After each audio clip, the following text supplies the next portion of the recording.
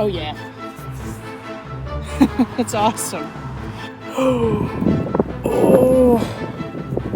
it's a ring. Just saw something big and round, so I figured we'd pull it out together.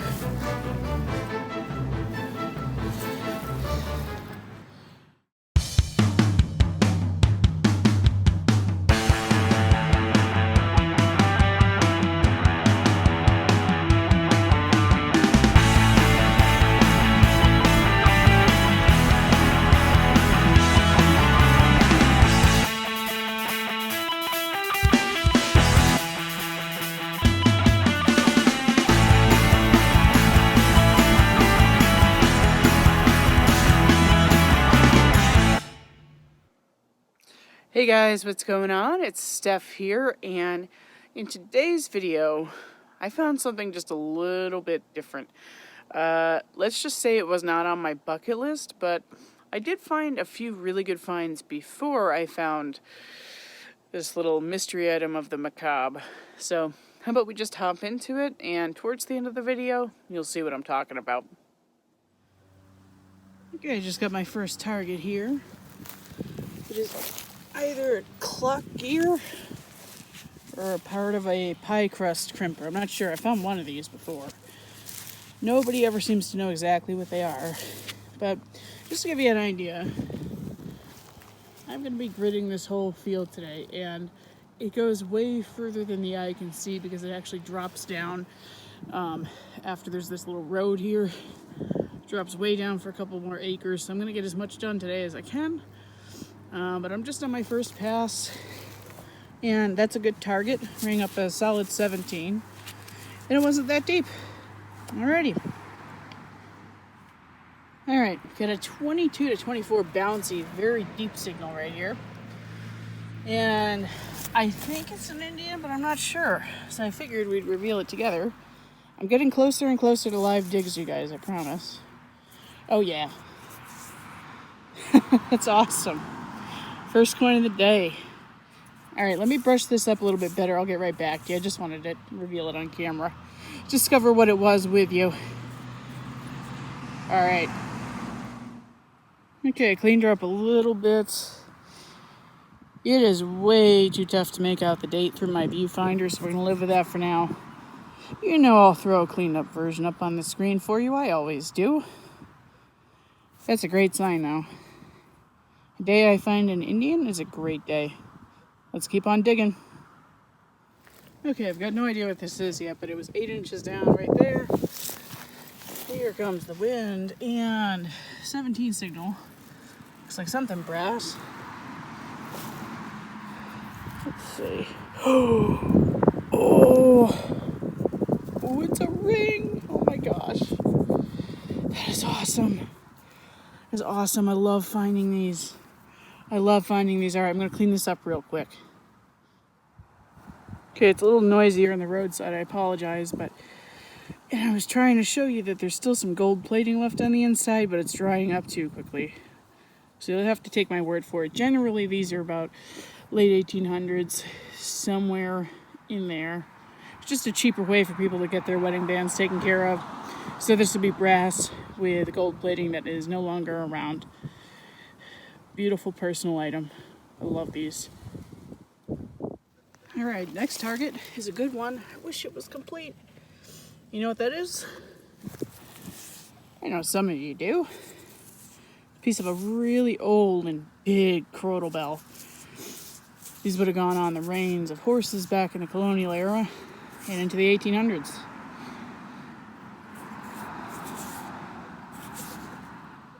So, nice piece of history saved, even though it's not complete. We're going to love it anyway. Alright, let's keep moving. Well, it's been a little while since my last target, but I just got a solid 15. That's 6 inches down. It's this guy. I'm thinking it's a button, probably. Certainly looking that way. Really tough though. The dirt is very much caked on. So I'm going to need to get right back to you after I clean this up. So it does appear this is definitely a button. I brushed it off a little bit. And you can see where the shank broke off on the back there. It's a really old one. Nice convex Colonial coat button. And it looked like there had been a design on there at some point, but unfortunately that is long gone. Either way, very happy with that find. And we're gonna keep digging. All right, guys, this might be it. So it was like a 19 to 20 signal, and it's, probably 9 or 10 inches deep. I just saw something big and round, so I figured we'd pull it out together.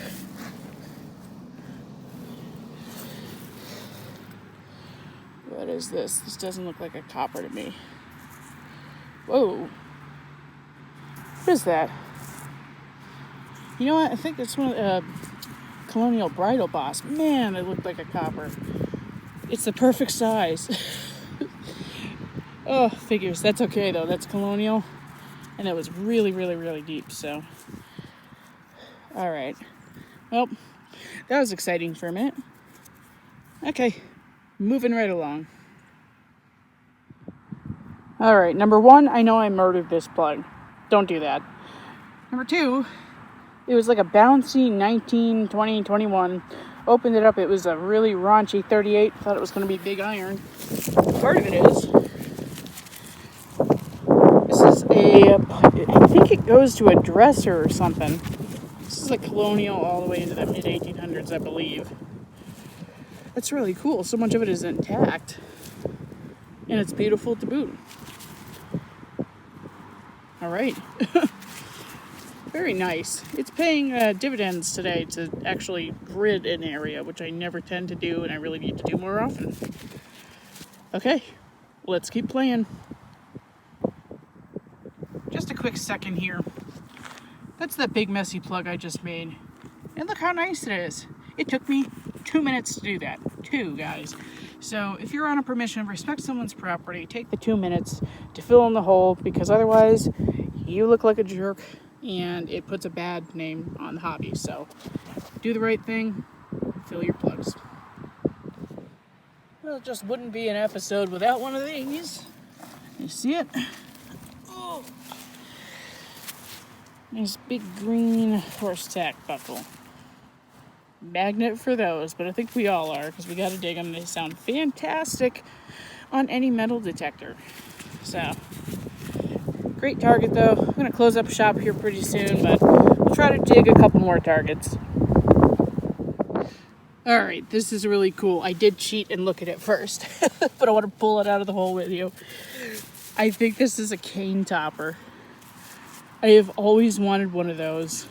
Always, always, always. It's really ornate, whatever it is. And I really do think that's what it is, but let me brush this off and I'll get right back to you, because that's awesome.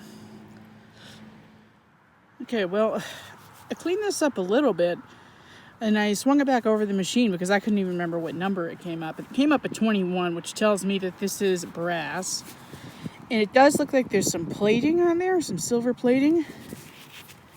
On the inside, I would expect to see some rotted wood, but I'll really need to clean that up better when I get home to figure out what it is. When I was working in the plug, all I saw was this little rim. I thought it was going to be some piping, but yeah. I'm going with cane topper for right now, which was a bucket lister of mine. Really cool, personal, everyday item, and I love that. Those are my favorite kinds of finds. So, if I figure out that it's something different, I'll let you know. But for now, I'm going to go with Victorian cane topper, and that is amazing.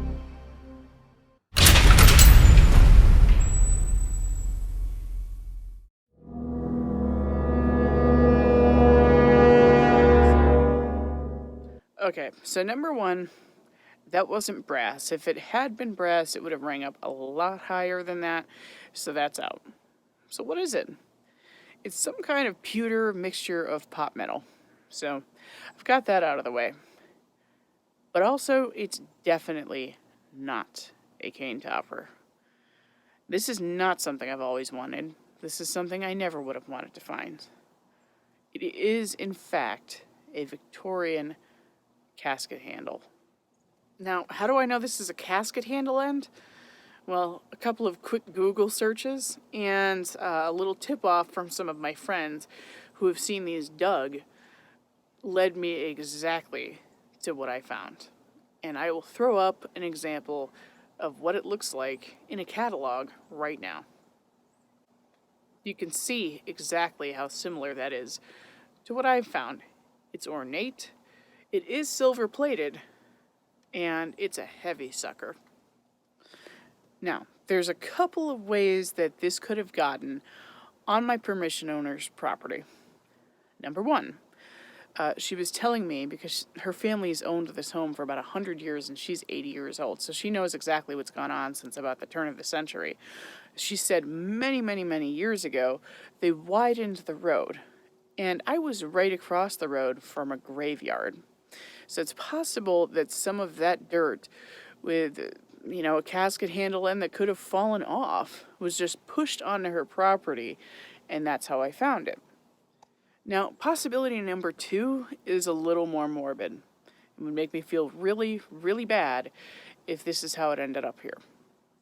There is a possibility that there's a cemetery on her property. The difference between a cemetery and a graveyard is marked with gravestones, okay, as it is across the street next to the church. A cemetery doesn't necessarily have markers. And back in the day, if you weren't of the same faith that the people were who were buried in the cemetery, or the same faith as the church that was attached to it, you were usually buried right outside the graveyard. So you can see where I'm going with this. It's possible that there are bodies buried on her property, and I'm not sure if she's aware of it or not. So what I plan to do is in the spring, when I go back to this permission, I'm going to bring the casket handle end with me, and she can do with it what she pleases. I can either bury it approximately where I found it, give it to her to keep in the house, or give it to the church, or she might just want me to keep it. And if that's the case, I'll keep it in a safe place, and I will respect it. Now, I can't believe I actually have to say this, but I feel a responsibility making this video about this find to tell you, don't ever metal detect in a graveyard unless you have been asked by a church official to find perhaps grave markers or tops of fence posts, which I have seen videos of before, and I don't have a problem with that. And with all of that said, thank you for listening to me for a little bit longer than you normally would at the end of a video. On the upside, we will see you next week.